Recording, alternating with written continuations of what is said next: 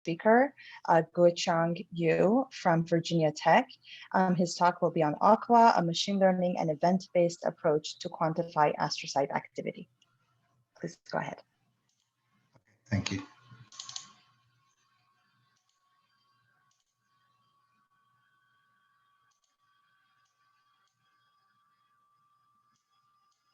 So I guess everyone can see my slides, right? Yes. Okay, good. Yes. First, thanks to the organizing committee for the invitation. It's really exciting to be here, to be in this workshop. I have been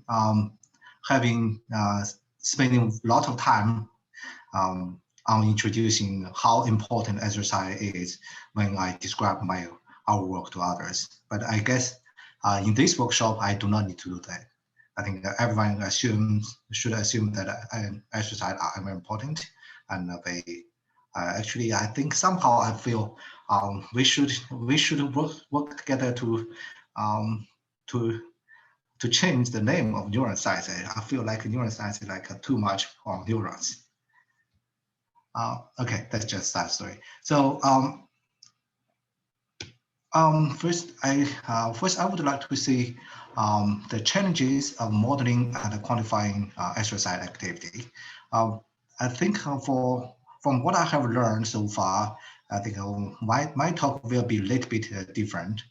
My talk will be more on the data science and the informatics tool development. I think others are more on the experimental or modeling. I think sometimes people distinguish quantification and informatics from modeling, but here I use the modeling and quantification at the same way. Generally speaking, the exercise activities are quite hard to quantify because it is big, it is also very complex, and also the data is very noisy. The big means that we often have a very large data set. Usually it's larger than 1 gigabyte, but recently we have encountered a very large data set, like more than 1 terabyte. For one data set, it often has hundreds or even millions of events, or we have tens of thousands of active regions. When we see complex, mean that these are we have all kinds of different types of events, like widespread burst or very localized macro domain events. We also have heterogeneous shapes and various propagation patterns. And finally, this is a very interesting point about the noise. Whenever we see something, whenever we develop some good tools for the existing data, saying, okay, the current data set, it has very good qualities, and then our collaborators or scientists always want to reduce the signal to noise ratio. I guess this it has good reason, because I think high signal to noise ratio often means high chance of disturbing the system. More details about the challenges. First one, the exercise calcium signal has very significant propagation. And so we need to model the propagation when we analyze the data. The propagation pattern is clearly discernible, but also is also diverse and heterogeneous. If we look at this video, can we see that? Yeah. And we see various propagation patterns. We need to have good tools to be flexible enough to capture complicated propagation patterns. We also do not want to have tools that are too flexible, because too flexible often means there's the risk of overfitting. The second technical challenge is from the diverse event types. As I said, that exercise academic events may have often many different types, like big, small, and they may be. This is mainly because these events can be triggered by different underlying mechanisms. More importantly, the same the sim location of the cell can be sometimes can be part of the macro domain event, and sometimes it can be um, only a part of the large event across maybe which may cover more than one cell.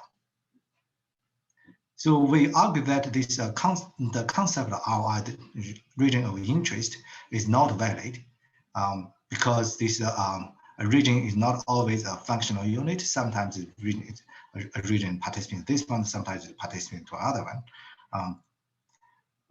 I think we argue that events are better defined and more relevant to astrocyte activity analysis because here I just show that if we use a vine ROI, then if we use this big circle, big area, then the small event within this area will be lost.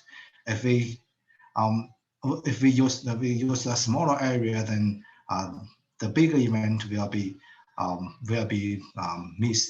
misdetected or mis-separated. And the last one, the third challenge, actually there are many more challenges, but this I listed three major challenges. The third challenge is that how, because of a big noise, how can we distinguish true signal from noise? Okay, I cannot see chat or questions, but later I will check.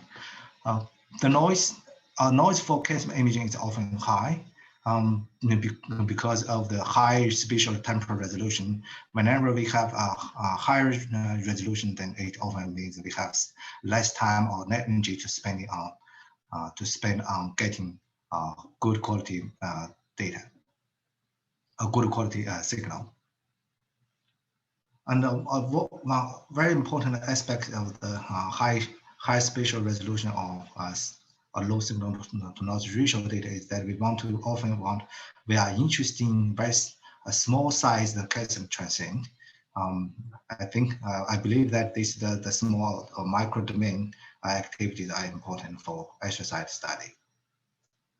So we need to find some way to distinguish between noise and the true signals. I think the existing tools are often based on the ROIs. They can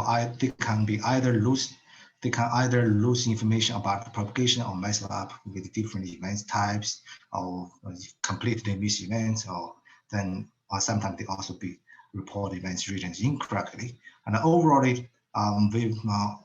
the existing ROI-based approach will provide a distorted view of calcium activity.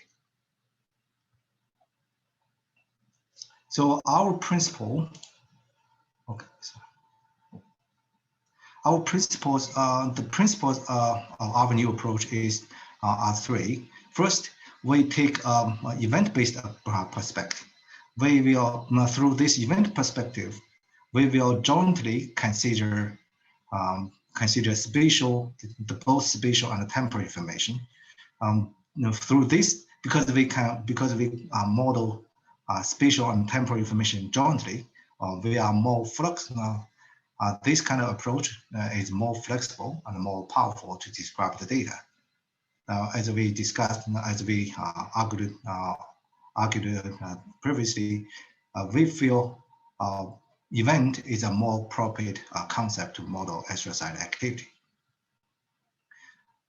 The second principle of our approach is data-driven. We do not require assumptions about the event types, the size, or event shapes, or locations, and the propagation patterns. We hope to develop some tools that are unbiased and are comprehensive. And finally, we heavily take advantage of the statistical modeling. Because only through this way we can accurately control false positive rate, considering the large noise. This is the flow chart. This flow chart of approach. You can generally consider this one. We decompose the whole data set into a set of individual events. So if then once we get these events, we can extract a lot of various types of features. We can extract features related to the propagation, like propagation source, propagation path, propagation direction, propagation speed. We can also extract the information about the areas, the footprint of the event, like the size or the shape or other or the regularities. Then we can, based on the temporal dynamics, we can extract information about the dynamics, like what's the maximum data overlap, what's the rising time, or what's the decay time, or what's the duration, etc.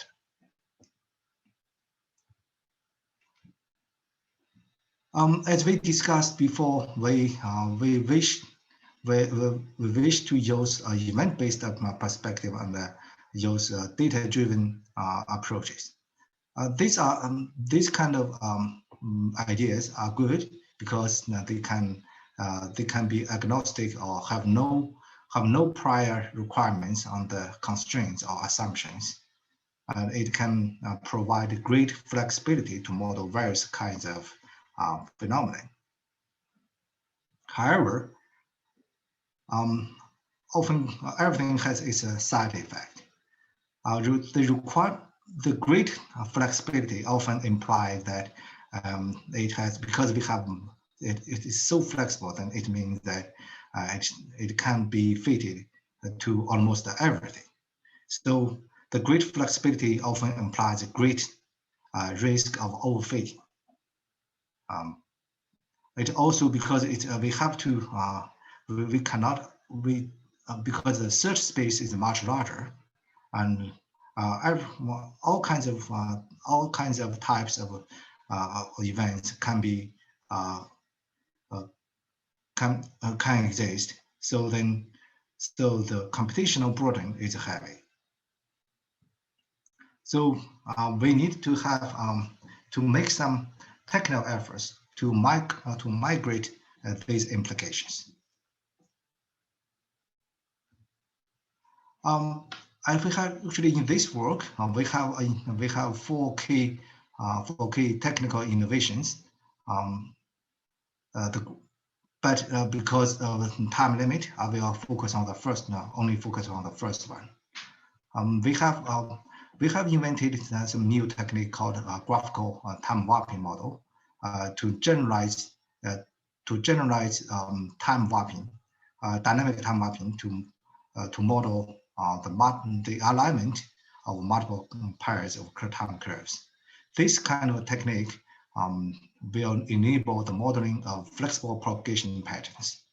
We also applied all the statistical theory to do the event detection. This kind of technique enables us to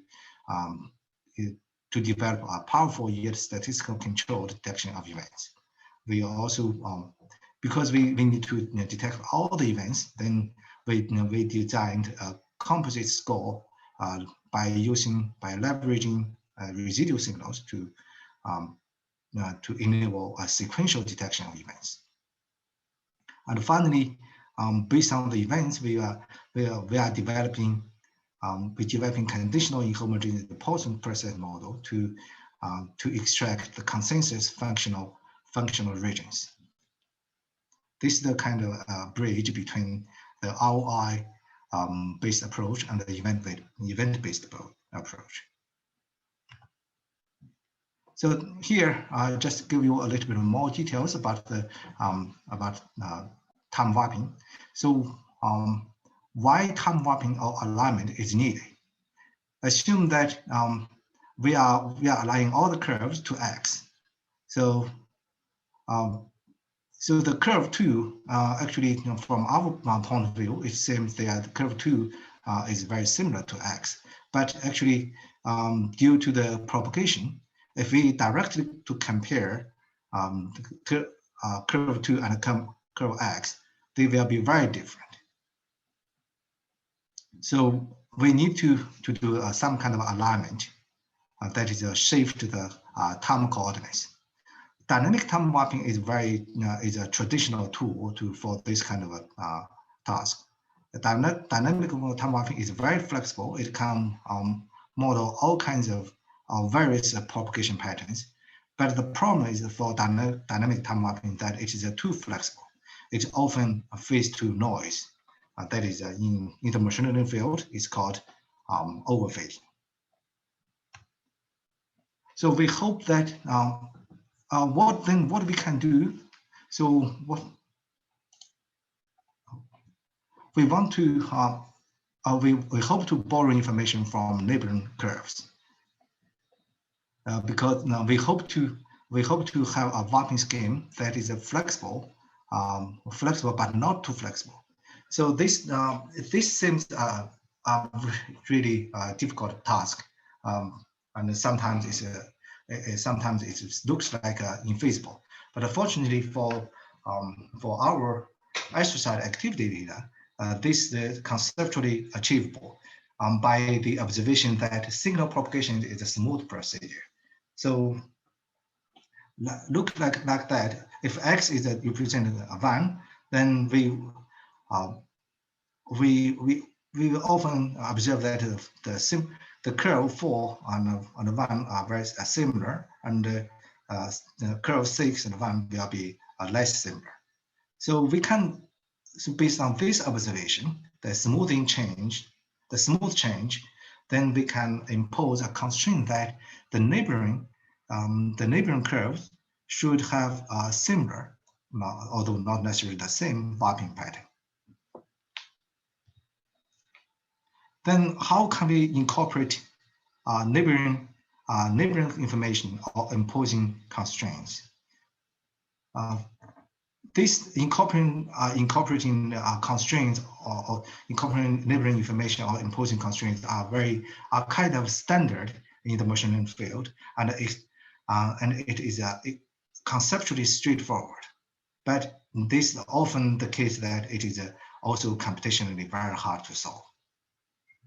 So here we note that dynamic time mapping enjoys its fame because it can be solved beautifully through the principle of dynamic programming, and this time efficiency is critical.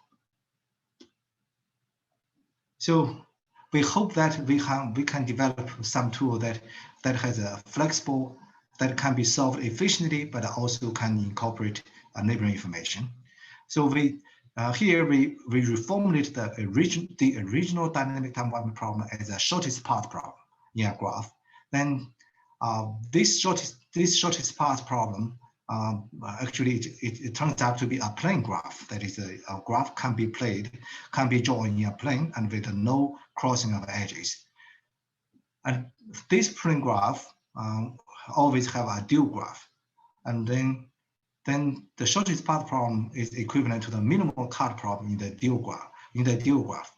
Then the smoothness constraint, that the smoothness between different pairs can be modeled as extra edges between dual graphs. Then finally, the constrained time mapping is a minimal cut problem solved by maximum flow algorithm.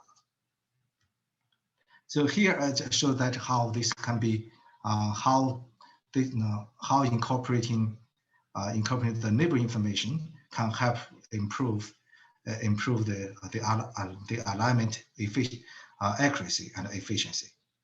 And look at that. Look at that. If we use this to compare the error of alignment between dynamic time mapping and our new developed graphical time mapping, then with the noise variance increased dramatically, then our GTW we are not increased. We are only a moderate increase. Then look at the phase of the alignment, and we can see that the dynamic time mapping has a lot of noise points, while our GTW is much smoother.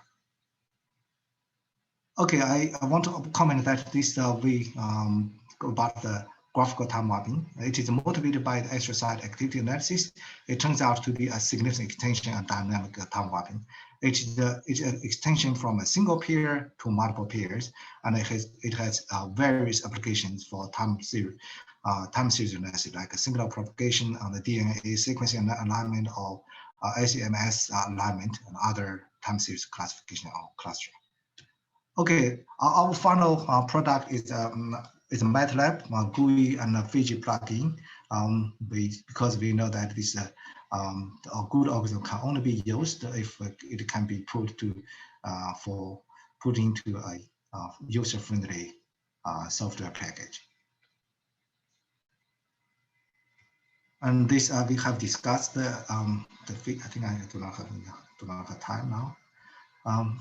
As we discussed, we can have a lot of event-based features like size, shape, data FOF. We also have a region-based like a frequency, the area variations. We can also have features related to the propagation-based patterns. Okay, just to give you a quick view of what we example. All those the left one is the raw data, the right one is the detected events. Then different color indicate the different events.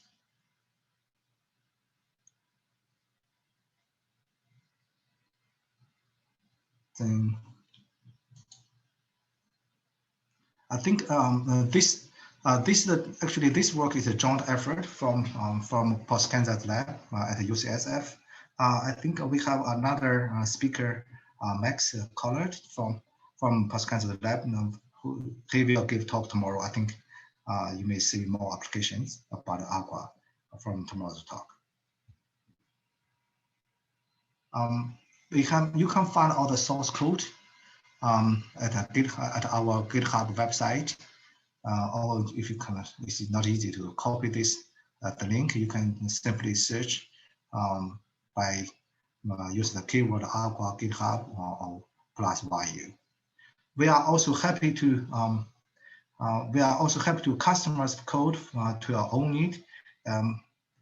I know that this you may have some special request. Feel free to send me an email if you want. If you have any request, we are happy to support you. And this is the reference. And finally, this advertisement. We have multiple positions available for grad students, postdoc, or visiting scholars. We are also all backgrounds are welcome. No matter you are working on computational or experimental. Finally, we would want to note that we are around Washington, DC, not Blacksburg. Okay, thank you for listening. Unfortunately, I cannot see the chat, so I'm not sure. Yes, thank you. Thank you very much for the talk. Can you see? Yeah, now I see several questions. Yeah. Okay, great. Yeah, so we do have several questions. Thank you for your talk on this really amazing tool that can be used in the astrocyte field. Okay, so first, Audrey, would you like to unmute yourself? Sure. Thank you very much for this talk. I think your work is crucial for the field, both for experimentalists as well as computational scientists, because we also, as soon as we're modeling calcium signals, we also need to characterize them, even if it's in models. And we do need such tools that are event-based, in my opinion. And I have a question for you regarding the characterization of the propagation. So you were talking about different patterns that you were characterizing, but how do you quantify them? How do you differentiate? How do you decide what are the different categories or patterns that you are characterizing for your signal propagation characterization? Yeah, our graphical time mapping actually gives full information about all the propagations. Actually, it's also that is we know that at each time or along given any time, what are the correspondence between different pixels, so that this actually this how to characterize the propagation. Actually, is you can draw or make up your own characterization based on your own modeling need. For example, you can extract the you can use the correspondence at the half rising time to characterize the propagation. You can also use the peak time, the correspondence between peak time to characterize the propagation. Actually, I think this is the raw materials from graphical time mapping provide a lot of opportunities. I see. Thank you. Yeah. Also agree that this our work. I hope that our work will be useful for not only the experimentalists, like when they do compare different conditions. I hope that our work will also be useful for the so-called modelers, because I think our work is kind of little bit. Although we call ourselves as a modeling, our modeling is different from the modeling here. I'm waiting for the 3D version for my models. Okay, good. Thank you. Perfect. Thank you. Yes, we have multiple questions, but I'm going to take one more. And then at the end, when we have the discussion section, we can go on with the rest of them. So next question is from Carlos, and I'll unmute you just in case you were not able to. Thanks very much. Thanks for this talk. I think that this tool is great. Abandon the static array approach. It's amazing. And we are not coordinated, but I would like to ask actually for the 3D plus time version of the tool. Do you have this on the roadmap? If you're thinking on this for a symmetric voxel? Yeah, actually, we do have a 3D version now internally, but it's under beta testing. So if you are interested in them, then send an email. We can share the code with you guys. So because we do not want to release it, it's because it has not been under extensive testing. I do not want to cause trouble to the field. Okay, thanks very much. I will for sure contact you. And then just a small question at the end. Now that we have all these huge broad list of features, what features do you think that is the most important in order to characterize the signal? Or do you think that we need to enter now in a framework in which we need to maybe look for principal component analysis with all the metrics that we obtain? How do you see the continuation of the analysis after using your tool? Yeah, actually, this is really based on your own hypothesis. So, for example, I think people use a lot about the frequency, how many events at a certain position. People also use this the areas, how big, how large is the event, like how many pixels it occupies. And some people also really interested in the propagation. So which direction is propagating? So I think we are providing the raw materials. So you are the designer to if you want to use it. So it's up to you. But certainly we can help if you feel that the new design is kind of it's not that straightforward. Okay. Thanks very much. Mm-hmm. Perfect. Thank you very much. I appreciate that.